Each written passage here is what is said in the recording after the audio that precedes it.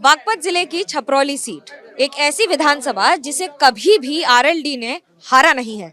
इस बार कितना है जीत का भरोसा, इस पर बात करने के लिए हमारे साथ हैं उम्मीदवार आरएलडी से अजय कुमार जी। कितना भरोसा है इस बार जीत का, पिछले इतिहास के रिकॉर्ड को आगे बढ़ाने का? ये तो इतिहास है और जनता का जिस तरीके से प्यार और आशीर्वाद मुझे मिल रहा है, मुझे आशा ही नहीं पूर्ण विश्वास है कि जीत का मार्जिन और बढ़ेगा। अभी तक इसे एक ऐसी प्रेस्टिजियस यानी कि एक ऐसी वर्चस्व की कुर्सी और उसके साथ साथ एक सीट और जिला माना गया है, इसको आगे कैसे बढ़ाएं? ये चौधरी चरण सिंह जी की कर्मभूमि है, इस पर एक संघर्ष का प्रतीक है। ये सीट किसान, मजदूर, गांव, गरीब, देहात को रिप्रेजेंट करती हुई ये सीट है, जिसने यहाँ से लेके पूरे देश को मार्गदर्शन दिया है। 2019 में हार का सामना करना पड़ा था लोकसभा में, क्या उसका असर इस विधानसभा में पड़ेगा?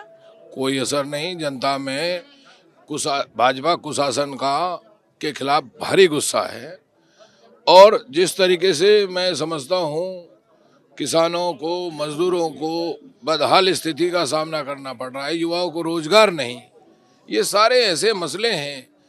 रात रात भर किसान अपने खेतों में पहरा दे रहे हैं आवारा पशुओं के कारण, फसलों के दाम नहीं मिलते किसानों को, और बहुत सी ऐसी समस्या है जैसे स्वास्थ्य और शिक्षा के क्षेत्र में बहुत प्रदेश पीछे जा चुका है।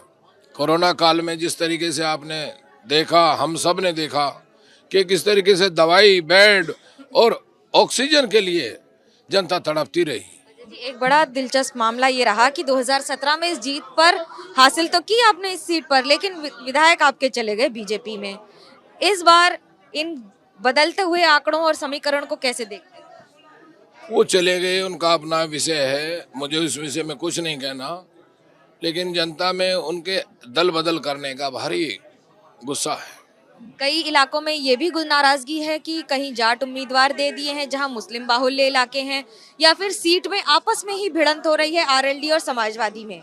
नहीं, ऐसी कोई भिड़ंत नहीं, ऐसी कोई भिड़ंत नहीं, ऐसी कोई बात नहीं।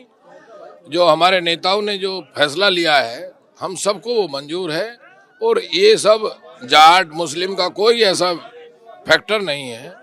ये सब एक मतलब सामाजिक समीकरण को भी ध्यान में रख के सीटों का निर्धारण किया जाता है। आपने पूर्व कई नेताओं के साथ काम किया है, जयंत के साथ काम करना और बाकी अजीत सिंह और बड़े बड़े कद्दावर नेताओं के साथ काम करना, क्या अंतर है? चौधरी अजीत सिंह जी बड़ी शख्सियत थे, पढ़े लिखे, राजनीति में उनसे ज़्यादा शिक्षित कोई नेता नहीं था उनके समय में। जैन जी का विजन बड़ा भी, इनका विजन भी क्लियर है। दोनों से हमारे तो मधुर संबंध रहे, पारिवारिक संबंध है, 3 पीढ़ियों से हमारा रिश्ता है। चौधरी साहब के साथ भी हमने उनको देखने समझने का मौका मिला। जब वो थे तो मैं छात्र संघ का अध्यक्ष था पंतनगर में, तो हम तो 3 पीढ़ियों से इस परिवार से नाता है। लेकिन मैं जैन जी का विजन बिल्कुल मतलब साफ है। ये नई सोच और नई अप्रोच वो लिए हुए हैं। जो नई बात आप कह रहे हैं, इसी पर बीजेपी सवाल खड़े कर देती है, ये कहकर कि गुंडों को या फिर ऐसे जो आपराधिक जिनके बैकग्राउंड है उनको चिट्ठी। ये तो उनका अपना बीजेपी का अपना एजेंडा है, वो अपने एजेंडे पे काम करते रहते हैं। लेकिन हम किसान, मजदूर, गांव, गरीब, देहात के लोग इनकी नीतियों से अजीज आ चुके हैं और फैसला ले चुके हैं कि इनको सत्ता से बाहर करके ही दम लेंगे। जाट के साथ गृह मंत्री अमित शाह मुलाकात कर रहे हैं, बात कर रहे हैं, और जयंत चौधरी के लिए भी कहा है कि जरा सोच लें, गलत पार्टी में है। ये तो मैं बता तो रहा हूँ, उनका अपना हिडन एजेंडा है। वो किस उद्देश्य से बात कर रहे हैं, उनको लग रहा है कि जैन जी भारी नुकसान उनका करने जा रहे हैं पश्चिम उत्तर प्रदेश में खास तौर पर।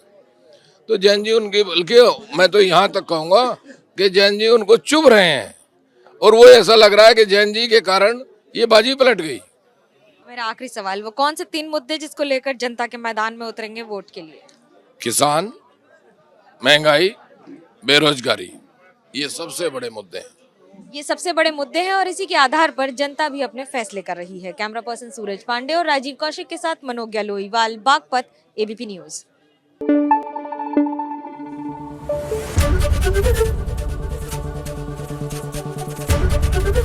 एबीपी न्यूज आपको रखे आगे।